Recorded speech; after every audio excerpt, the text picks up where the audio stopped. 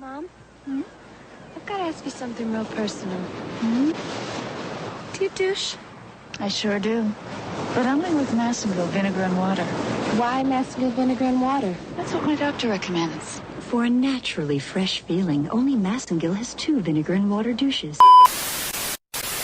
Hey everyone, it's Ignignod. How's it going? So, I figured I would make my video as I promised, showing off some future mods that I'm going to be doing as soon as this machine comes in.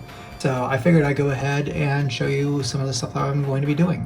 So first things off the bat, this is a Vewlix custom IO. Now this is from Hadouken Arcade. This is the guy who screwed me out of my Diamond Blue. So take this with a grain of salt, this recommendation. However, he did ship this to me. I haven't gotten it in the mail yet, but he did put it in the mail, and is, to my knowledge, the only available option that I can find, at least, for a drop-in board that allows you to use all stock connections from the control panel to, you know, a modern PC or console. So basically, this is the only way that you can go ahead and not butcher the internals by snapping off the PC style connectors that comes off like your control panel and stuff like that, and your coin mechanism and all that type of shit, and not like hard splice that stuff into a Brook adapter. So basically what you do instead is that you put the Brook adapter onto this instead, and then that connects directly to the arcade. And what's great is that it's reversible. So at the end of the day, if you decide to take all that stuff out and you want to put genuine Taito arcade hardware in there, or if you just want to sell the arcade, you haven't damaged your arcade cabinet in any way.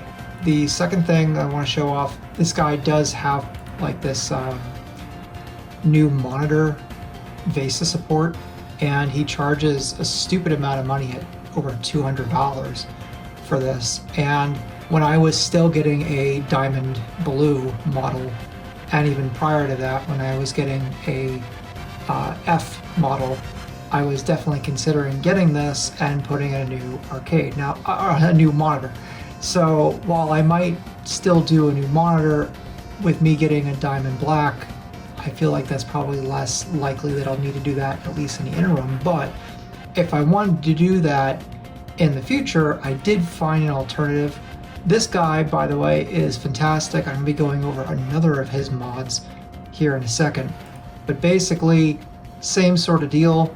Gives you a bracket that hooks up to any VESA mounted monitor, and you don't have to worry about any of that crap. His shop is called Arcade Gear. It's spelled kind of weird with a Y. He's based in New Zealand. I have talked to him now quite a bit. And he'll actually be getting back to me for a custom modification that I want to do potentially in the next few days. But until then, I just wanted to show off his shop and tell you that he's a reputable dealer. He does sell some of his wares on eBay as well. So if you want a guy who's really good as far as ethics go, you might want to check out his shop. If you are based in New Zealand or Australia, he does seem to import Vewlix and Chulix arcades themselves. So if you're an American like me, or Canadian, or it's probably not a good choice. But if you are on that other side of the world, he would definitely be able to help you out, and I would thoroughly recommend him. I wanted to go ahead. I'm not a huge fan of Sanwa joysticks and buttons.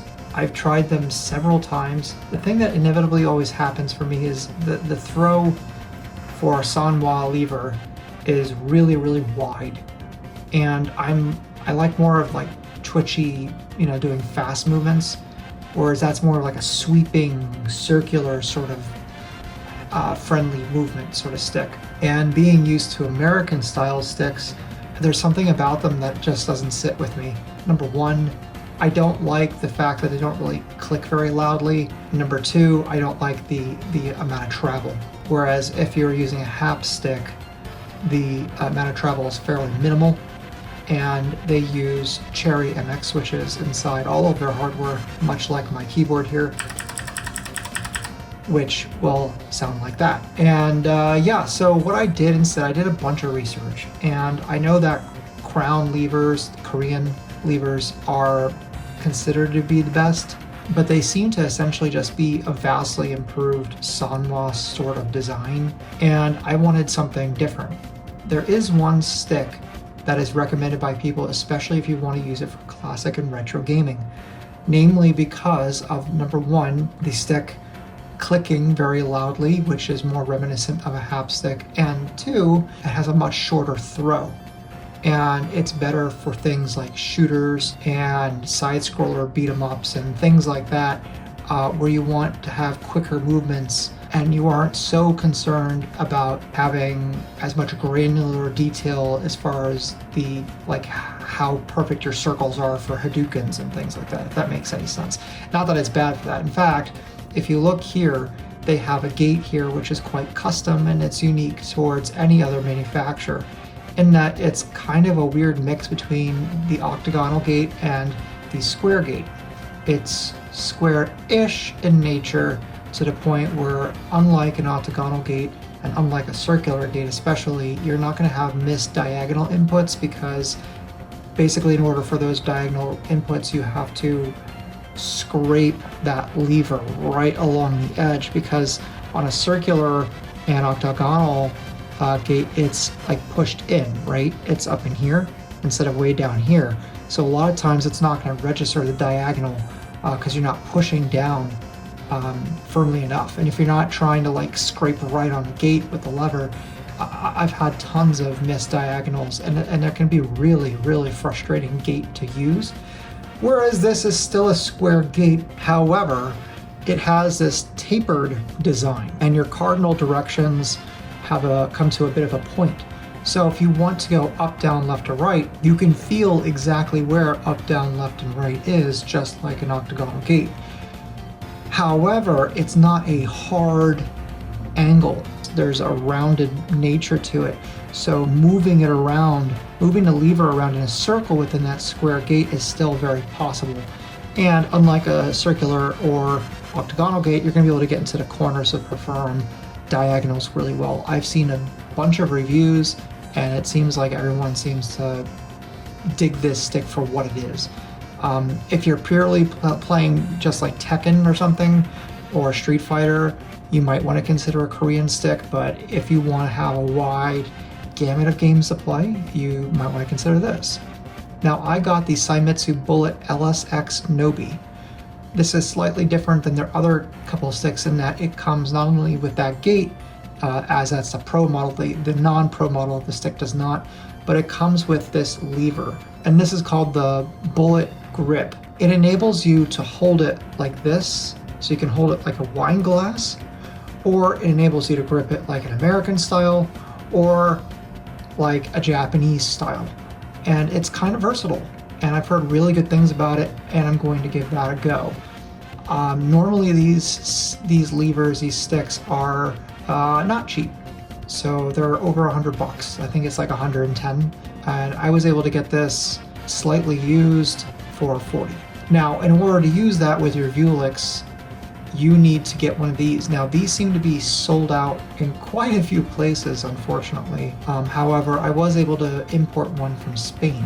This is a genuine Seimitsu part, and what it allows you to do is hook this up to a variety of arcade hardware. So it's not just Vewlix and Schulix, but it can be other arcade boards or even fight sticks.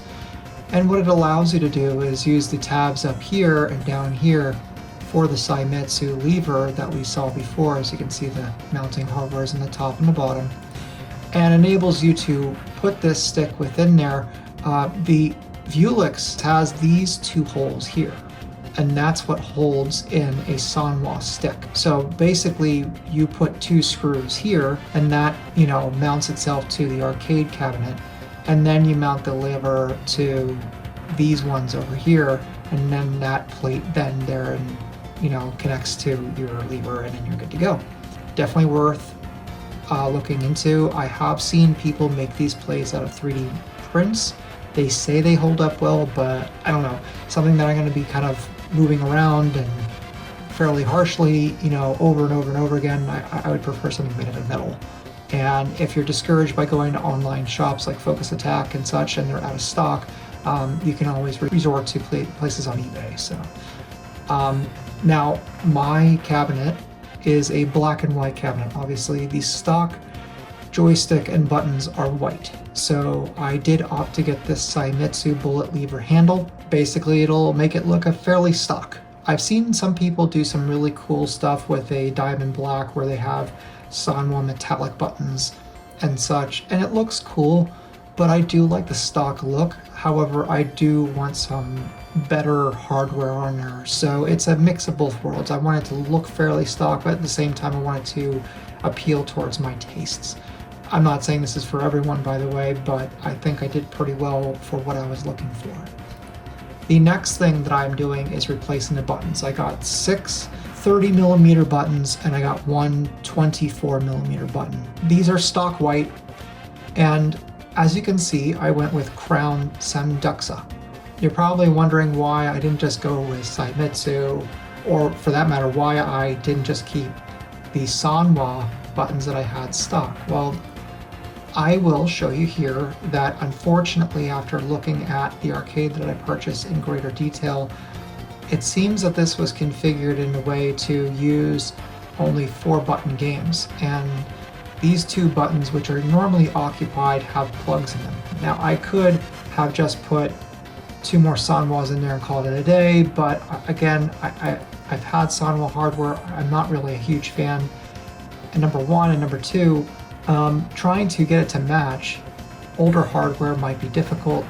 I'm sure there's some level of wear to these buttons, and I wanted to look nice. Third, I've noticed that these buttons, despite supposedly, and I'll have to check once I get them in, but supposedly they're supposed to be Sanwa buttons, they look rather flat. They don't have the domed sort of shape to them that a Sanwa button has. And that is more akin to Saimitsu or Crown. Now, maybe they've swapped them out for Saimitsu when they took out these buttons, I don't know. I'll have to see, again, once I get them in. And being that I had a Saimitsu stick coming in, I did decide to look at Saimitsu buttons initially. However, based on my research, it seems like the Saimitsu it's essentially a Sanwa button, except it takes slightly more activation force to put down. That's it. Has the same sound to it, same feel to it. The only other noticeable difference that's good is that these you have the ability to get screw-in versions of these. So I'll show you a picture of the one that I got here just for reference, but as you can see here, this clear ring pinches the button to the control panel, and that's how it mounts, whereas a Sanwa's clip-in, and the Sanwas especially, their clip-ins are junk. They snap when you try to remove them and break. Yeah, I wanted screw-in buttons, frankly, because if I want to change out colors, I don't want to have to keep buying new buttons. That is a huge plus when it comes to Saimitsu. However, like I said, I wanted something that felt a little bit different, and I like clicky buttons. Again, I grew up on HAP competition hardware, the American-style hardware in my arcades. Now, the American-style buttons and joysticks look a little ghetto. I always call them clown buttons. I don't know why, but the convex nature of them, they just looks corny. They always came in really cheesy, like yellow and blue and red colors that are all mixed together, and it always looked like a circus. But I do love the feel of them. I've had mass joysticks before, which have all Americanized hardware, and even if I wanted to put them in there, unfortunately for me, as you can tell here, the thickness of the control panel is not going to be thick enough for American hardware. Unfortunately, the thickness of American hardware is about 4 times longer than this button, and it's just not going to fit. Same thing with the Americanized HAP joysticks. They are much deeper, and they will not fit in most fight sticks or Japanese arcade hardware. They're just not. So, upon doing more research, I decided to look into Crown. While Crown's levers were not what I was looking for, the buttons really spoke to me. Namely that inside this button is a removable Cherry MX switch. and you can put anything in here. And these are stock Cherry MX switches, by the way, so they're not anything uniquely made for this button. So technically you can put Gatorons, you can put whatever you want in here. Hell, you can even put switches in there that make no bloody sense. But for me, I love, as you can tell from my keyboard, I love Cherry MX Blues. I've always loved Cherry MX Blues. I've tried reds, I've tried whites, I've tried all sorts of different kinds. I've tried clears. Nothing ever feels or sounds the same as a blue. If I had a controller that was like that, oh, that would be my dream. Because it's Cherry MX switches, you have that click. So instead of this a rattly, like, flat button press, this actually will click like a Neo Geo stick or something would. That sold it for me. This is going to sound and feel phenomenal. I know it's weird to be matching crowns with Seimitsus, but I genuinely think that this is a good idea for anyone looking to go ahead and build their own cabinet, whether it's taking in something like a Vewlix or even just making a custom cabinet. You know, deciding what hardware you want in your cabinet is really important because it is your medium to connect to the game directly. And a lot of people just go by, oh, well, I've heard of Sanwa, Sanwa's the best, I choose Sanwa. And it's like, I can honestly tell you, Sanwas are not built for everybody. Even the biggest Sanwa fanboy will tell you Sanwas are not built for everybody. If you want to test, these buttons are cheap, guys. If you are not familiar with this hardware, I implore you, buy one of each. You're out like less than $15. You get free shipping on Focus Attack, at least I did, and you can tell right then and there, does this work for me? And then do up your entire fight stick or your entire arcade. The second thing, Arcade Gear makes this thing that he sells that I'm genuinely considering. I'm almost reluctant to put this up on here because he's doing a custom version of this potentially for me. But basically, he gives you this reader here that will be put in here instead of that dead panel that comes stock, right? This is a Nessica Live card reader. In real life, it would enable you to essentially carry around your personal profile, and you'd be able to use that card, and it essentially keeps your records for your wins and losses and such like that on your card. And so when you take it from machine to machine, you can essentially it's almost like a memory card. You can bring your profile over with you, right? Now, this instead has been modded, seeming as we won't be using Nessica Live servers. This has been modded so you can go ahead and turn on your internal PC or PlayStation system. There's two different versions. One is made for PlayStation, the other one is made for PC. But basically what you do is that you plug in Case IO and plug in those to the power switch pins, and then that will turn it on when you swipe the card. Pretty cool. It acts as a power button, so you don't need to go into your arcade machine to turn on your PC. Apparently the PlayStation one works via USB, but the USB doesn't work via PC. Weird, I know. I'm not sure how that works. He's going to be trying to show me or make me, his English was a little broken. He's either going to show me or make me one that enables it to turn on a power strip instead. So you can set any PC through BIOS to auto boot once power is provided. Well, that's how essentially that would work. He also added a bunch of RGB, you can set the colors and everything. It's interesting, and it's really not expensive. It's $72 USD. There's only one left, so, but I'm sure he makes more. But there's only one left, and I have it in my cart. Anyway, moving on.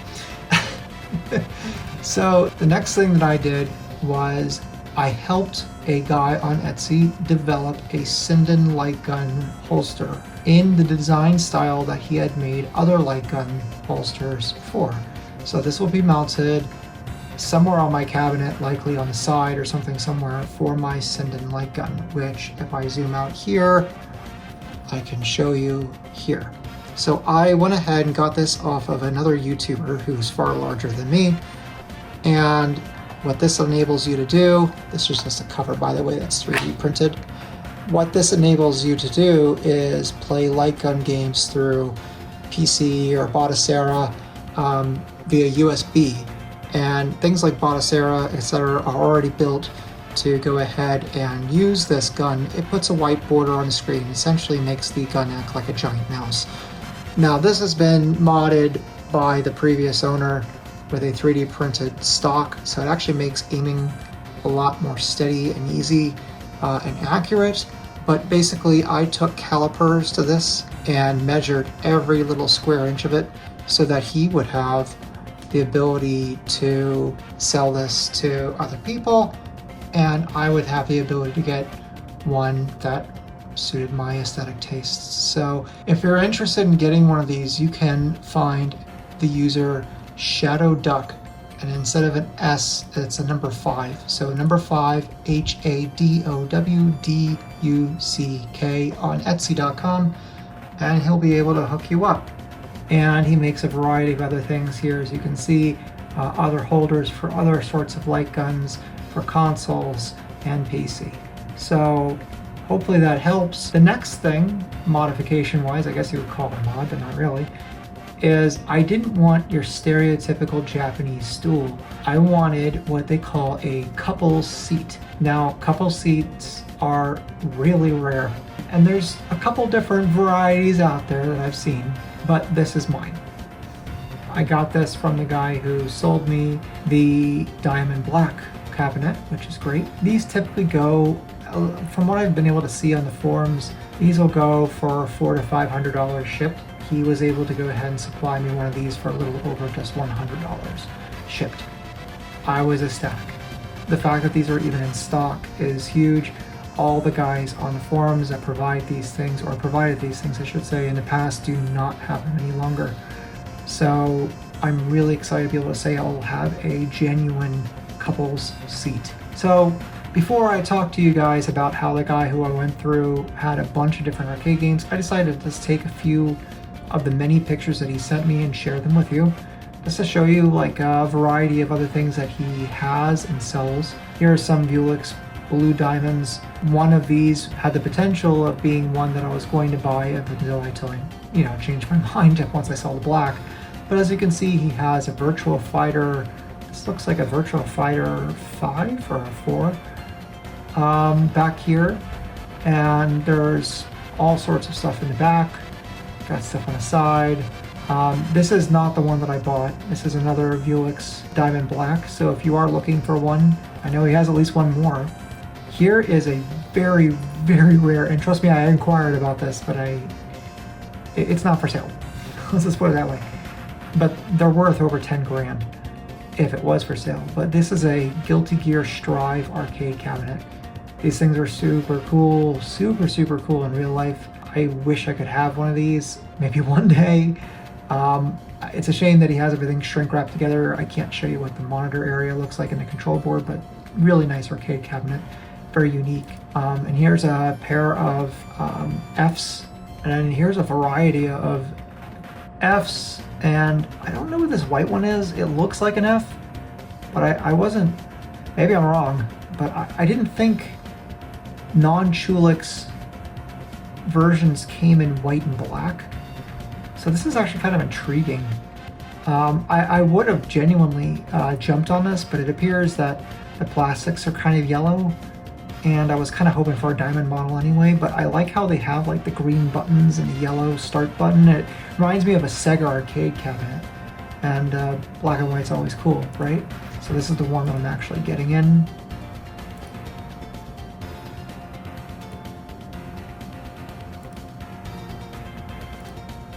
And then he started to unwrap that for me. As you can see, the screen's in perfect shape. Control board is in really nice condition. All the paint's there. There's no chips. There's no major dings. There's no yellowing. Even the back is pretty. I do have a video of this close up, and you can see the finish.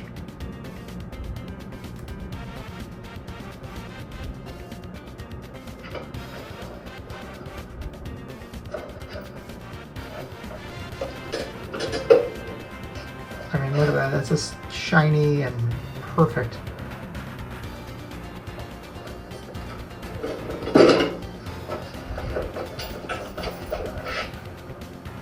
And the fact that he did this for me, by the way, and I did not ask for all the videos that he sent, just really gave me a lot more trust in him.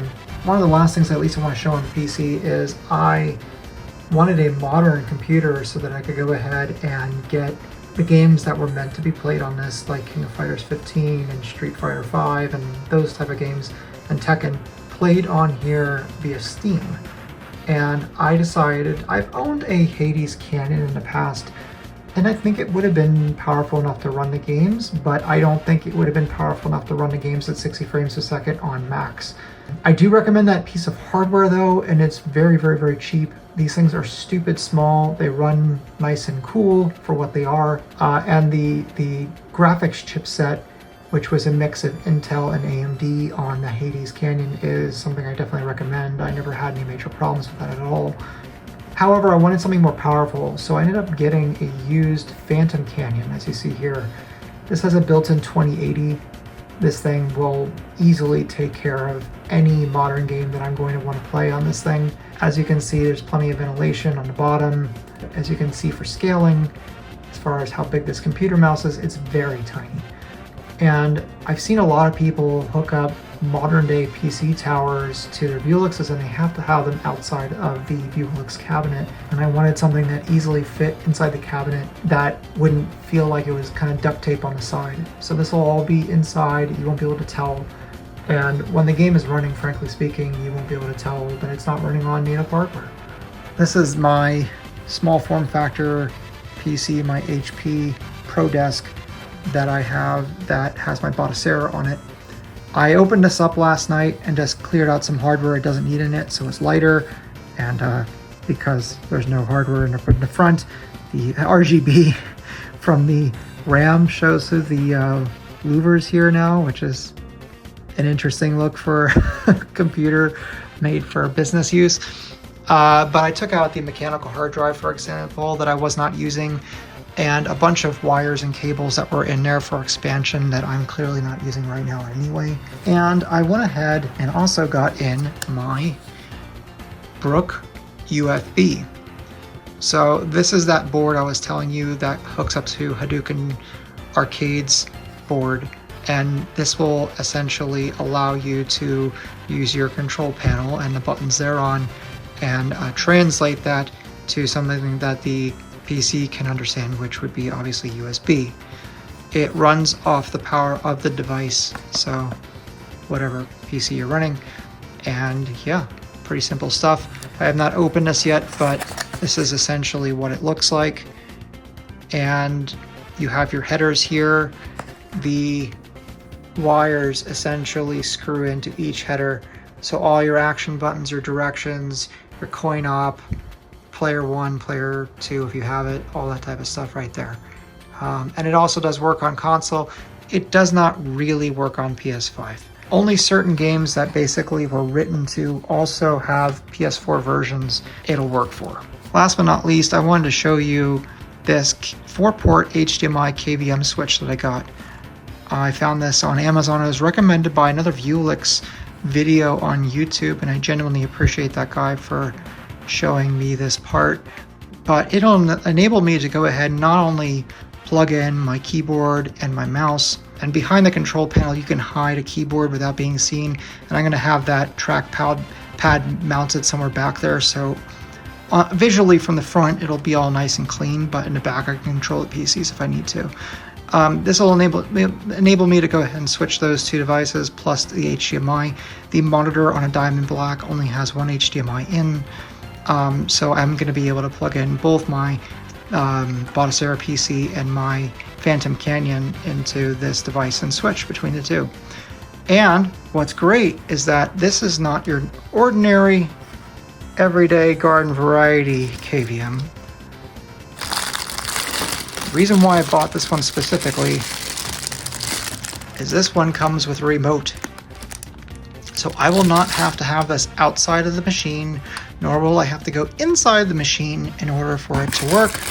I will simply be able to go ahead and have this mounted via Velcro onto that inside lip and just hit which input I want. And that's it. Everything will be nice, clean, and tucked away. So I really appreciate you guys sticking to the very end and checking out these modifications with me. I think it'll be a lot of fun, and I really can't wait to get working on this in early June, which is just around the corner. Hopefully this applies to maybe a project that you guys want to do in the future. If you're interested in any of these parts, let me know. I'll help you find them. If you can't find them, in the comment section below. This is an amalgamation not only of my own research from things that I wanted for myself, but also into what other people have done before me, and I just kind of made it my own. Hopefully you guys like the content regarding the levers and buttons. Let me know what buttons and levers that you enjoy and you prefer down below. And until next time, Ignignot out.